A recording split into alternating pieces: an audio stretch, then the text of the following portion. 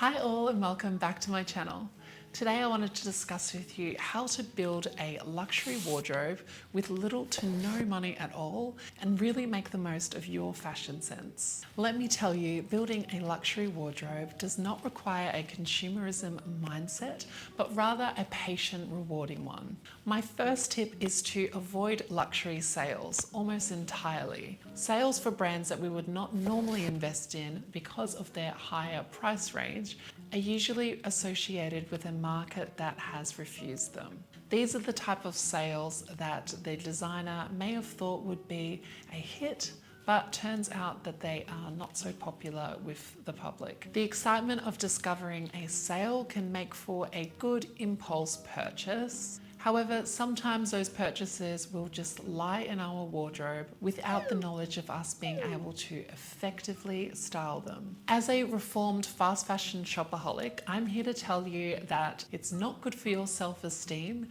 your financial stability, or your image if you blindly follow the ways of the world and continue to impulse purchase items for your wardrobe. Half the things that you buy, if you aren't careful about it, will end up costing you greatly. You only need to look at the rock bottom prices and bundles of sweatshop made garments other women are trying to flog off to realize that this type of shopping makes up the vast content of most women's wardrobes. What felt great to buy one day ended up stuffed in a plastic and left at the door of a charity shop 6 months later. This certainly is not ideal. So what we can do is go back to the archives for a more timeless look. I used to scoff at the idea of dressing timeless and only wanted eye-catching patterns and colours that people would notice and maybe even compliment. The fact of the matter is that I grew quite bored, quite quickly in fact. So check out some of the classic silhouettes of the 1960s, the cuts of the fabrics and how they frame the body, and you can find classic fits by secondhand thrift shopping. This gives you the opportunity to compare fabrics from the past, what the stitching was like, the colors that they used, without the fog of fast fashion trends that we see in stores. A lot of people today forget what real quality fabrics and products used to feel like. Of course, at a charity shop, you have to sift through the trends of the past that may not work today. Things such as exaggerated puffy shoulders or puffy sleeves with very cinched waists, or the disco tees that we once knew in the 90s. Those things we can leave in the past quite happily. But once you find what you like, you can go regular shopping with a better sense of what to look for. Generally, as a woman, we look our most timeless when we find fitted clothing tailored to our unique bodies. Fashion was never meant to be one size fits all, but these days we are presented with the globalized extra small, small, medium, large, and extra large, and that often fits less than perfect. So we need to get them fitted and tailored. You can find a local tailor that can offer you a good price on bulk items, and some retailers even offer tailoring as well on your purchase. I have done my fair share of tailoring in the past,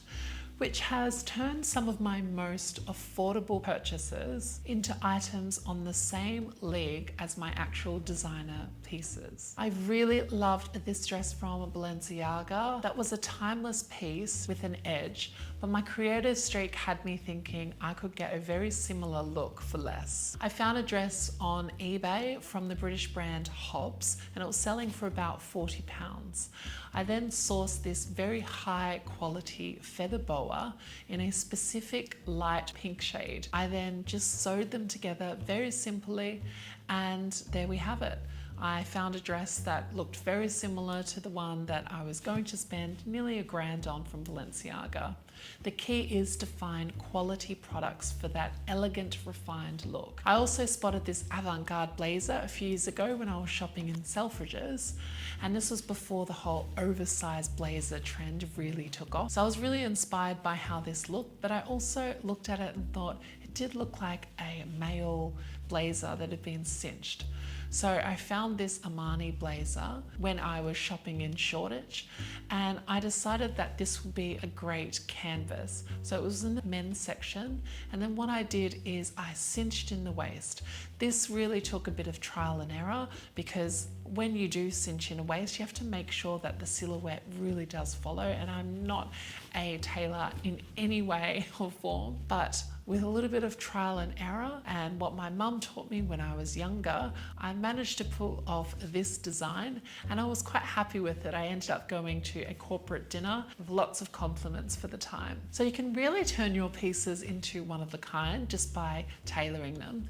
But if you don't know how to tailor, then definitely going to your local tailor will help you get a refined look. This leads to my next tip, which is to care for your clothes like your life depends on it. They need our respect so that the outside reflects how we want to feel. If you have never been educated on how to wash your clothes, this may be a very useful step to take some time to read up on the traditional ways to wash garments, how to separate different clothing fabrics and colors to make sure that you're protecting the integrity of your garments and making sure that whatever you decide to invest in, it is going to last you years and years to come. Sometimes just the washing can be one of the most important things, because you can really trash fabrics if you're not washing them properly. Washing on a cold setting is like my favorite key thing to do. I used to always wash on hot setting, and this would always turn my clothes into really old looking worn items after just a couple of times use. Some items need to be dry cleaned only, and you will notice on the care label if this says that, respect it. And then some other clothing will require you not to use a dryer. So the best thing in that situation is to wash the items, take them out immediately and hang them on a rack. And this will definitely flatten the items, and then you can later on steam the item. But just remember to be very careful with your clothing. Now, so that we don't look too ordinary or simple or just plain, I recommend also to accessorize. I believe earrings can be a cheap and sometimes the best way to change up your look and express your personality. Through wearing different styles, they don't have to break the bank. You can get very inexpensive pieces. These ones were just from the Visa and cost under £10. And if you do collect quite a few different colors and styles of jewelry, then they can really elevate a very simple outfit. What I also think is a great investment is fine gold jewelry. So you can get 18 karat gold pieces, but just start off really simply. So you can just start off with a simple chain necklace or a single chain around the wrist, and then later on build with different thicker chains, and then you can also start to collect some designer pieces. If you do invest in 18 karat gold, you're getting rest assured that the gold quality is of a high standard and will last you years and years to come. Scratches are really not that important because the gold quality should be high enough to not expose the brass that's underneath them. Something that I also rarely see on people today, but I think is one of the most charming ways to accessorize an outfit and is definitely overlooked today, would have to be wearing hats, gloves, and scarves. It seems to be less and less common, as now we just like to wear layers such as jackets over our whole outfit so that we don't get too cold.